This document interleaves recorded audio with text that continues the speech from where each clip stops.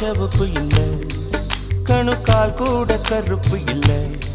நீ தீண்டும் இடம் தித்திக்குமே, இனி பாக்கி உடம்பும் செய்ய வேண்டும் பாக்கியமே. குறுக்கு சிரித்தவளே, என்ன குங்குமத்தை கரைச்சவளே, நெஞ்சில் மஞ்சள் தைச்சு குடிக்கையில் என்ன கொஞ்சம் பூசு தாயே.